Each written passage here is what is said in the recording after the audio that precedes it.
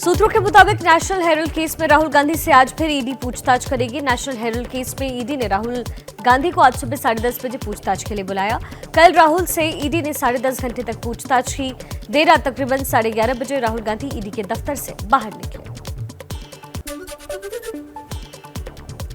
राहुल से पूछताछ के खिलाफ कांग्रेस नेताओं के मोदी सरकार पर तीखे हमले। दिल्ली में गांधीगिरी कर जताया विरोध।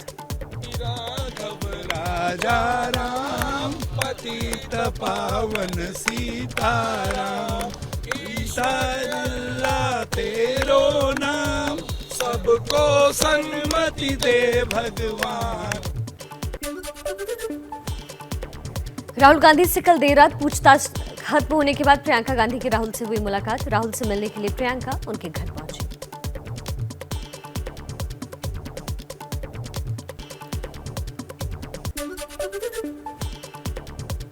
राहुल गांधी के समर्थन में ईडी दफ्तर तक पैदल मार्च निकाल रही कांग्रेस कार्यकर्ताओं को पुलिस ने हिरासत में लेने के बाद देर रात छोड़ा। 459 कार्यकर्ताओं को हिरासत में लिया था। भी देश में कहीं भी किसी के ऊपर कोई अत्याचार होगा, बिना डरे हम उस पर अपना सवाल उठाएंगे। उनको जिन भी संस्थाओं का दुरुपयोग करना है वो कर लें, हम लोग नहीं झुकने वाले। राहुल गांधी से ईडी की पूछताछ पर कांग्रेस आक्रामक हुई। कांग्रेस के वरिष्ठ नेता हरीश रावत ने कहा, देश के अंदर लोकतंत्र की आवाज को दबाया जा रहा है। कांग्रेस संघर्ष में खुद को झोंक दी। अभी तो ये मात्र टेलर है, इसके बाद पूरी कांग्रेस जो है अपने को संघर्ष में झोंक देगी यदि ये तरीका, ये रवैया जारी रहा।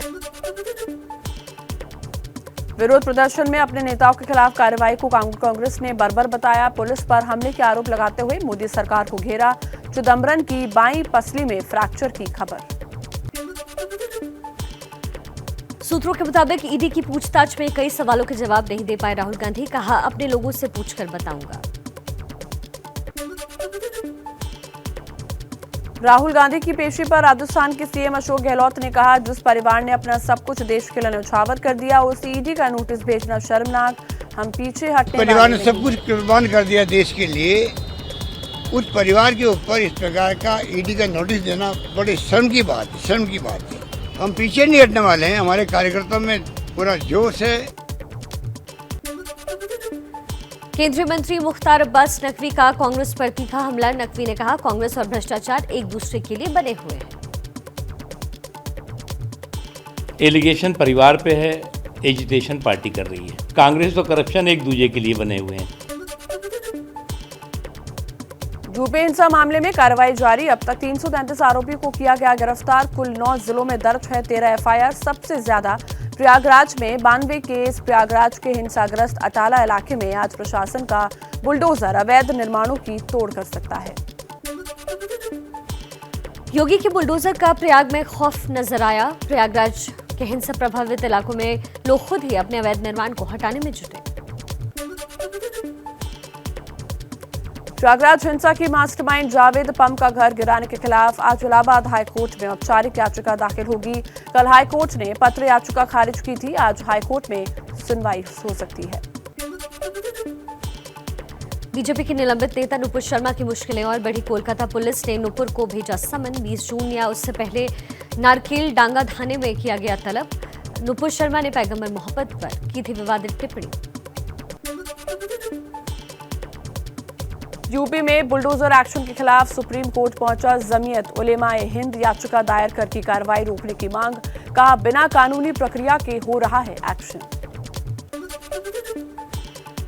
दिल्ली में यूपी सदन के बाहर जेएनयू छात्रों का जोरदार प्रदर्शन। प्रयागराज हिंसा के मास्टरमाइंड जावेद अहमद के घर पर चले बुलडोजर के खिलाफ जताया विरोध।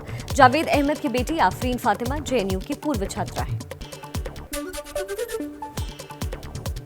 यूपी के फिरोजाबाद में जुमे की नमाज के बाद उपद्रव करने वालों पर पुलिस सख्त। उपद्रवियों के लगाए पोस्टर, नाम पता बताने पर इनाम का भी ऐलान।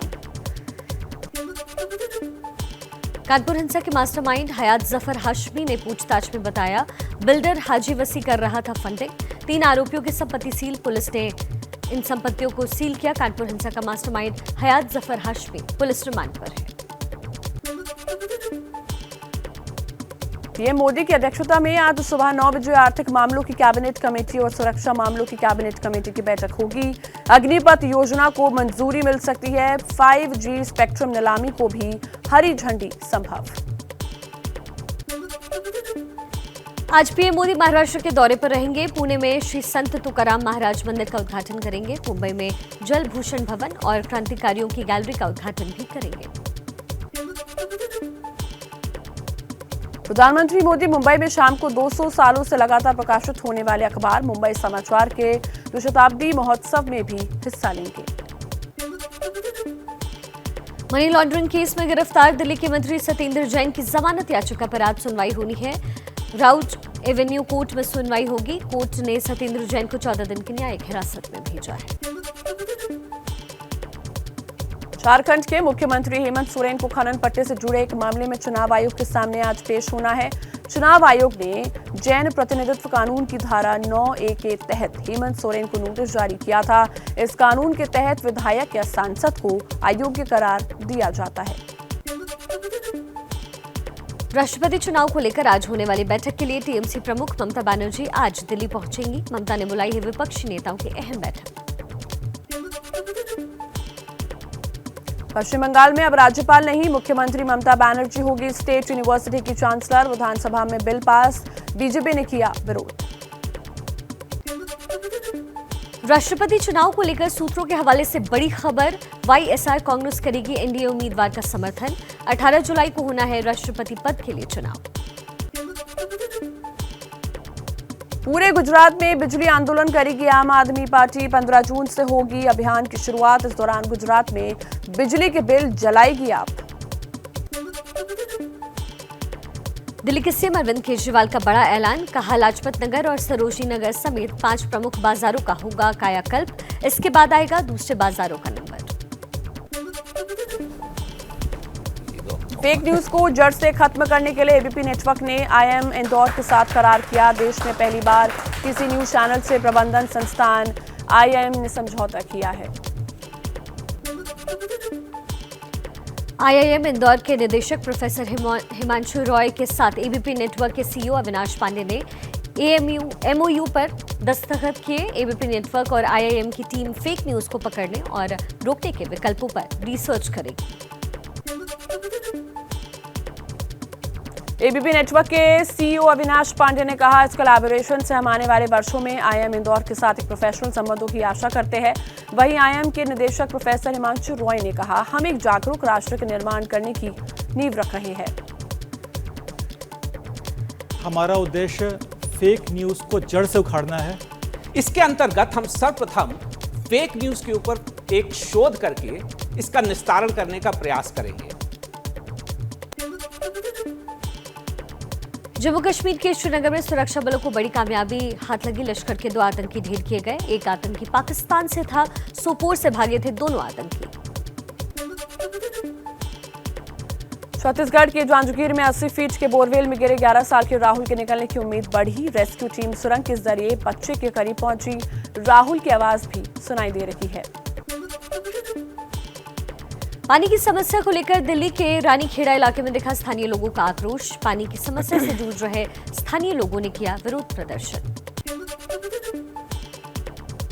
बिहार के सुपौल में इस बार फिर कोसी नदी ने शुरुआती दौर में ही अपना रंग दिखाना शुरू कर दिया, जबकि अभी नदी में पूरा पानी भी नहीं आया है। कोसी ने कई गांव को अपनी चपेट में लेना शुरू कर दिया। लगभग 15 दिनों से नदी में पानी बढ़ना वह घटना चालू है। नदी में कटाव भी बढ़ने लगा है। लोग डरे हुए हैं। दिल्ली में 7% के पार पहुंची कोरोना संक्रमण दर। दिल्ली में एक बार फिर कोरोना ने पकड़ी है रफ्तार। 7% के पार पहुंची कोरोना संक्रमण दर। 13 जून को दिल्ली में कोरोना के 614 नए मामले सामने आए। हालांकि कोरोना से किसी मरीज की मौत अब तक नहीं हुई है। फिल्म अभिनेत्री श्रद्धा कपूर के भाई सिद्धांत कपूर की मेडिकल रिपोर्ट में ड्रग्स लेने की हुई पुष्टि। बेंगलुरु के एक होटल में चल रही ड्रग्स पार्टी पर पुलिस ने छापा मारा था। गैंगस्टर लॉरेंस बिश्नोई को आर्म्स एक्ट के जुड़े दूसरे मामले में दिल्ली पुलिस की स्पेशल सेल आज पटियाला हाउस कोर्ट में पेश करने वाली है। कोर्ट ने लॉरेंस बिश्नोई को 4 दिन के लिए पुलिस कस्टडी में भेजा था। दोपहर 12 बजे के करीब पेशी होनी है। महाराष्ट्र साइबर पुलिस ने फर्जी लोन एप्लीकेशन के जरिए लोगों से ठगी की और ब्लैकमेल करने वाले गिरोह का पर्दाफाश। कुल 5 आरोपी गिरफ्तार हुए। सभी आरोपियों की गिरफ्तारी कर्नाटक के धारवाड़ से की गई। पकड़े गए 5 आरोपियों में से एक आरोपी ग्रेजुएट है। एमपी के इंदौर में कलेक्टर कार्यालय में 2 लोग तलवार लेकर घुस गए। लोगों में मचा हड़कंप। सुरक्षा में तैनात गार्ड्स ने दोनों आरोपियों को पकड़कर पुलिस के हवाले किया। दोनों आरोपी नशे की हालत में थे। नोएडा में पुलिस ने 2 चीनी नागरिकों को गिरफ्तार किया। बिना वीजा भारत आए थे ये दोनों। वीजा शर्तों के उल्लंघन में केस दर्ज। एक भारतीय महिला के खिलाफ भी मामला दर्ज हुआ है। महंगाई के मोर्चे पर आम आदमी को मामूली राहत। मई में खुदरा महंगाई पर घटकर 7.04% पर पहुंची। अप्रैल में थी 7.79%। आ जाएंगे मई महीने के लिए थोक महंगाई दर के आंकड़े। कल अमेरिकी केंद्रीय बैंक भी महंगाई को लेकर उठा सकता है कोई कदम। कल बड़ी गिरावट के बाद बंद हुआ शेयर बाजार। सेंसेक्स 1456 अंक लुढ़का। निफ्टी 427.40 अंकों की गिरावट के साथ 15,774 अंकों पर बंद हुआ था। निवेशकों को हुआ 6 लाख करोड़ रुपए का नुकसान। रुपए में रिकॉर्ड गिरावट दर्ज की गई। $1 के मुकाबले पहली बार 83 पैसे गिर करके 78.28 के लेवल पर गिरा है रुपया। अमेरिका में महंगाई दर के आंकड़ों के बढ़ने की वजह से $1 के मुकाबले रुपए में इतनी बड़ी गिरावट दर्ज की गई है। कर्ज में डूबी फ्यूचर रिटेल लिमिटेड के खिलाफ अमेजॉन की याचिका पर आज एनएलसीटी सुनवाई करेगा। अमेजॉन ने फ्यूचर रिटेल पर दिवाला कार्रवाई की मांग वाली याचिका दी है। कंपनी का आरोप है कि फ्यूचर रिटेल और बीओआई के बीच साठगांठ है। एक्सपो लाइफ ने लॉन्च की यूपीआई सर्विस। ग्रामीण भारत के उत्थान में मददगार साबित होगी यूपीआई सेवा। डिजिटल पेमेंट को आसान बनाएगी एक्सपो लाइफ।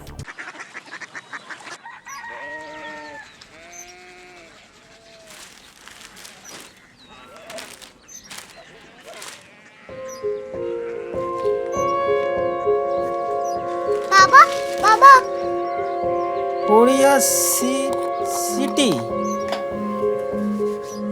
जानिए ना।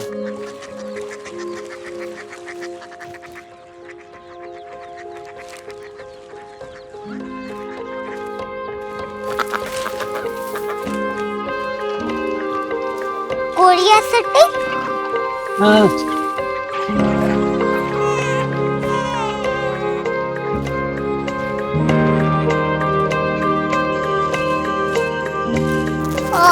कोरिया सिटी कहाँ पे है? शहर अंग्रेजी लगे हैं।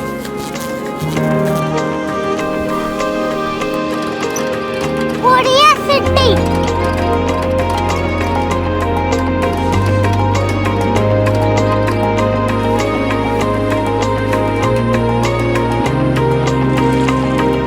वो बहुत दूर है।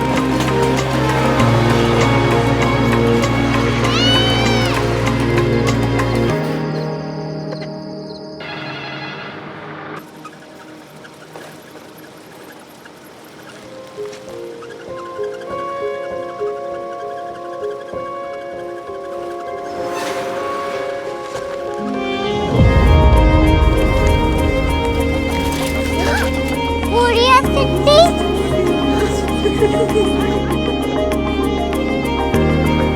दुनिया कुछ लोग बड़े होते हैं। कोरिया सिटी कहाँ है? प्रोफेसर साहब को पता होगा। हो ये छोटा वाला ग्लोब लगता है और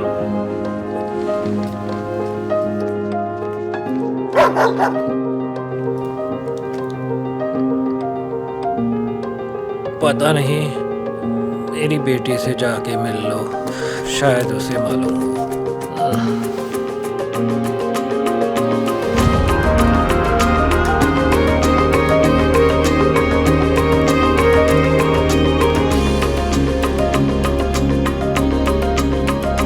हाय, बाबा ने भेजा है। Come here.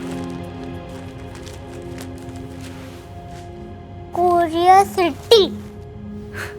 कोरिया सिटी नहीं, क्यूरियोसिटी। वो क्या? That's what brought you here?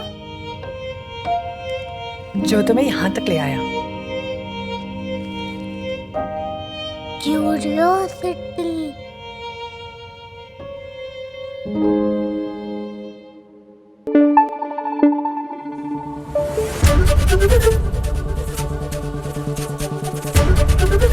ABP news आपको रखे आगे।